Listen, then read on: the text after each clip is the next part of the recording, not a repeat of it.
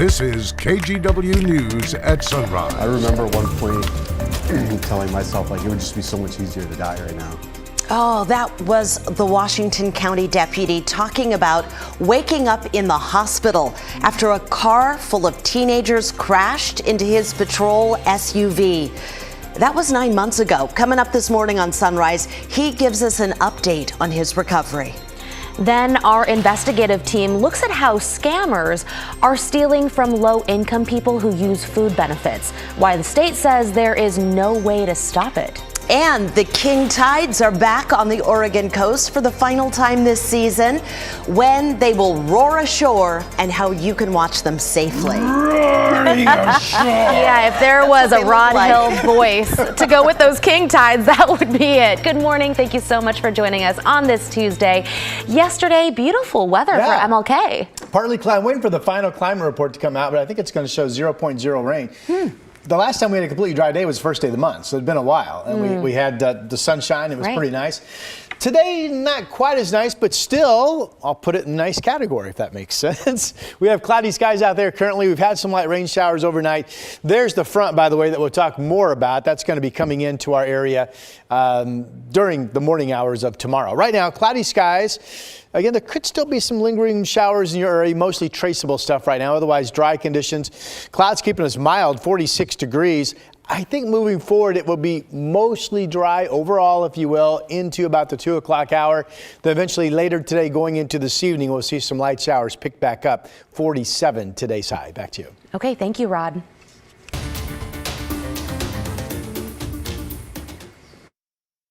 I don't know how I'm alive. Like, I've been at hundreds of those crashes, and I don't know how I'm alive. Wow, for the first time, we're hearing from the Washington County deputy who was badly hurt in a crash last April. 5 teenagers were inside a car that ran a red light and T-boned his patrol SUV. 2 of the teens involved died in that crash, and the driver of the car is charged with manslaughter. Devin Haskins joins us now with a follow-up. Devin, you covered the crash that morning and recently sat down with the deputy who's recovering. Yeah, taking a look at this photo, it's amazing that Deputy Trotter survived. It's been almost 9 months since the crash happened, but it's also been almost 9 months of hospital stays, doctor's appointments, and the overall will of Trotter to hopefully get back on the job. What can I get going for you? Can I get a large vanilla chai? Even something as simple as standing, waiting for his drink to be made, is painful. Okay, thank you. For Mike Trotter. Coming to this coffee shop is about as far as I can get by myself. He's limited in mobility after what had been Just any other routine day on graveyard. Around 12:24 in the morning on April 27th of 2022. Deputy Trotter was on his way to help assist with a call about a possible drunk driver. And I remember one of our K9 handlers getting on the radio. 576. That ATL just tried to go head on with me almost. I'm gonna have it southbound Murray. And then that's the last thing I remember. A Nissan Altima filled with 5 teenagers coming from the north heading south on Murray at the same time as Trotter was heading east on TV Highway. Trotter says he was told that Nissan Altima was going around 100 miles an hour when it hit him right on his driver's side of his SUV. Go 3 medical, he just crashed into our deputy. Trotter was pinned inside his vehicle, bleeding.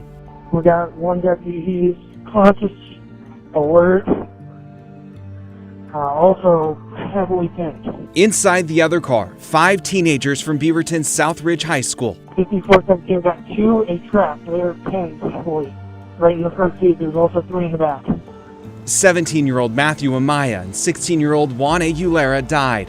The 3 other teens, including the driver, 18-year-old Xavier Rodriguez, were critically injured. Rodriguez was charged with manslaughter, assault, and DUI. Like, I've been at hundreds of those crashes, and I don't know how I'm alive. Trotter remembers waking up in the hospital a week or 2 later after the accident. He knew that his life had changed. He says he thought of giving up, but what kept him going was his 3-year-old son, Harley. I remember at one point telling myself, like, it would just be so much easier to die right now. Like, this sucks. But I wouldn't do it because it wouldn't be fair for him. Almost 6 weeks later, he was moved from the hospital to a rehab center and finally went home around the beginning of July. All right, you want to stay here, buddy? His days now are anything but routine. Yeah. They're filled with physical therapy and doctor's appointments. So I broke both bones of my right arm.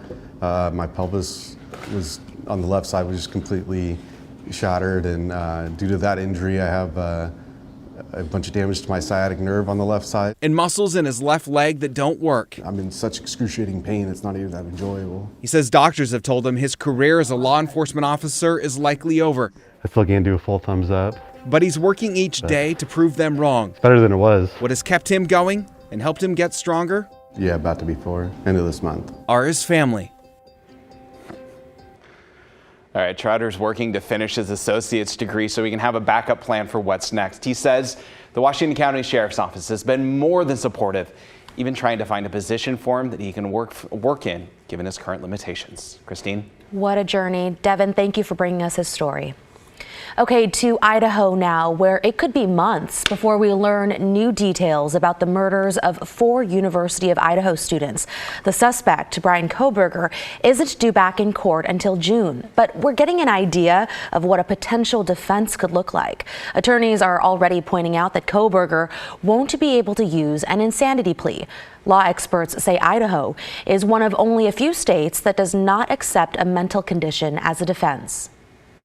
And I'm expecting a really multi-layered defense that blames someone else, either another person or, get ready for it, an alter ego.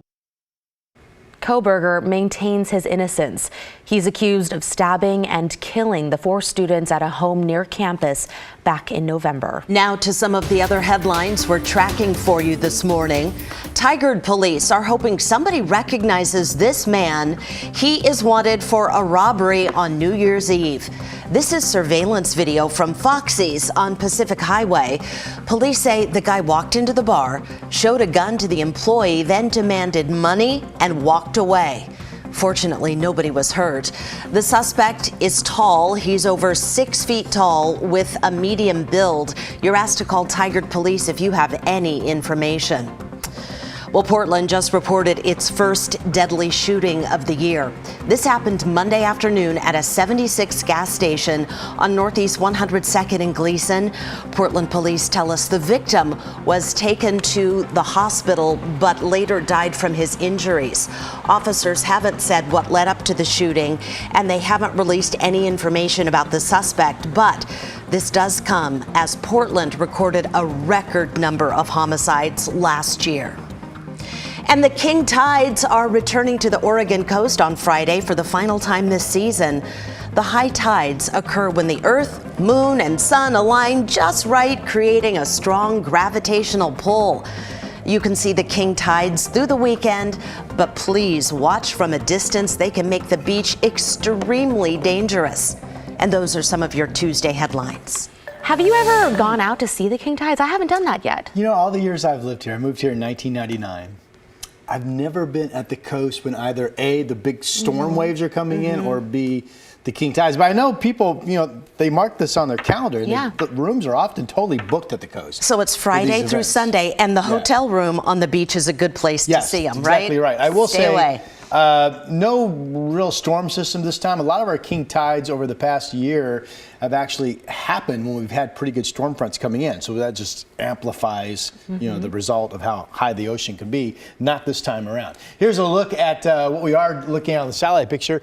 A dry breakdown in California, and it finally looks like they are waving goodbye, or starting to wave goodbye anyway, to what was pushing 3 weeks of pretty persistent storms, one after another, coming in. So that is a drying weather pattern finally starting to set up overall. Meanwhile, this is tomorrow's front that will be coming into us tomorrow morning. This band of early band of clouds and the rain you're seeing offshore, that's a little push of warm air. We'll be into that later today and this evening for what would be mainly some light passing rain. We've had some showers overnight. Futurecast still shows at 8 o'clock this morning, 8:30, we could have an inland shower. But mostly there's not going to be much going on until we get into the afternoon hours and we start to see our light rain pick up. Here's the coast, seeing rain picking up 2 o'clock this afternoon. Shortly after that, going into later in the afternoon into early evening, a little passing bit of some rain in our area. And then here's the main event tomorrow. 7 a.m., solid rain band. Going to be raining, it looks like, all morning up and down I-5. This does break it into showers before that at the coast. For Portland, not a ton of wind, probably like 25-mile-per-hour wind gusts. Early morning winds tomorrow at the beach could be gusting southwest to 35.